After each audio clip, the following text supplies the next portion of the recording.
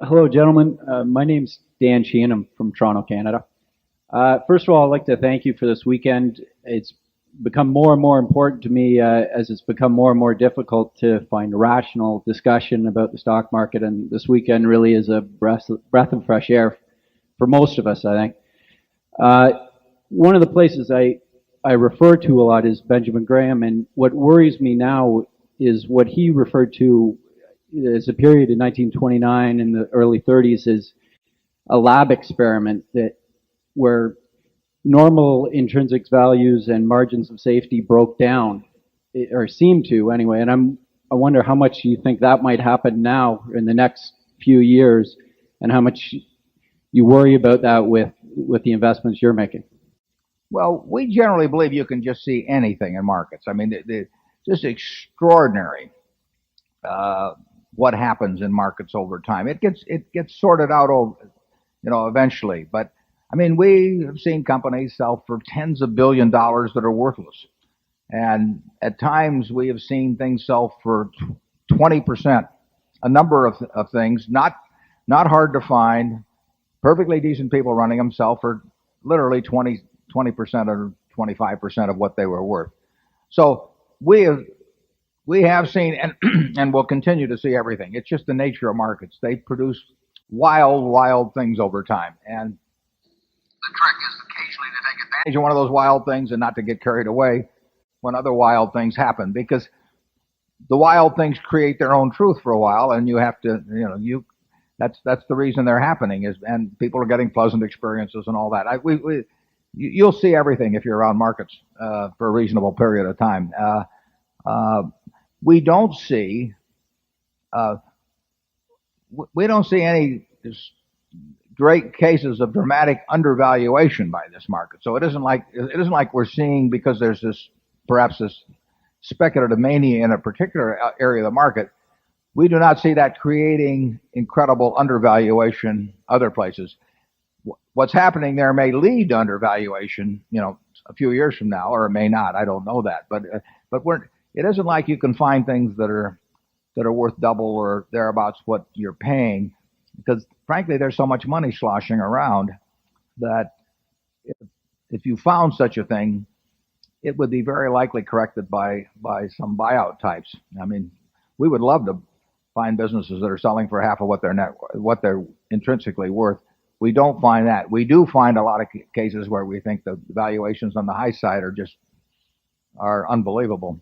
Um, we have been in periods in the past where we felt almost everything was being given away too. So you'll get those extremes. Most of the time, the market's in a position where there's a little of both, but every now and then it gets into a position where there's a lot of one or the other. And we would love it if we could find a lot of reasonable sized companies that were selling at what we thought were half of the intrinsic value. We're not finding them. Charlie? Well, I do think that the present time is a very unusual period.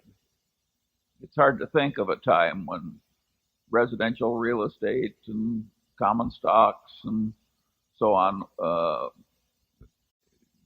rose so rapidly in price, and there was so much easy money floating around. I mean, this is a very unusual period.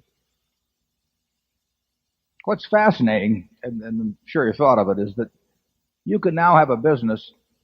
Saw a few of them, earlier this year, we'll say, that might have been selling for $10 billion, where the business itself could not have borrowed probably $100 million in debt with an equity valuation of 10 billion. But the business itself would not, as a private business, would not have been able to borrow 100 million. But the owners of that business, because it's public, can borrow many billions of dollars on their little pieces of paper, because they have this market valuation. If it was a private business, the company itself couldn't borrow 1/20th or so what the individuals could borrow. That's happened to a degree before, but this has probably been as extreme as anything that's happened, uh, probably including the 20s. That doesn't mean there's a parallel to it, but it's been pretty extreme. Charlie? I think it probably is the most extreme uh, that has happened in modern capitalism. In my lifetime, I would say the 30s were it created the worst recession in the English-speaking world in 600 years. And it was very extreme. You could buy all you could eat in Omaha through the 30s for a quarter from Henderson's cafeteria. And now we're seeing the other face of what capitalism can do. And this is almost as extreme as the 30s were, but in a different direction. It's zero unemployment, rampant speculation, et cetera, et cetera. It's an amazing period. That does not make it easy to predict, however, the outcome. No. It says to us, though, certain things we want to stay away from. I mean, basically, it's precautionary to us. It does not spell opportunity, although there's no question that in the last year, the ability to monetize shareholder ignorance has never been exceeded, I think. Wouldn't you say so, Charlie? Okay, number two.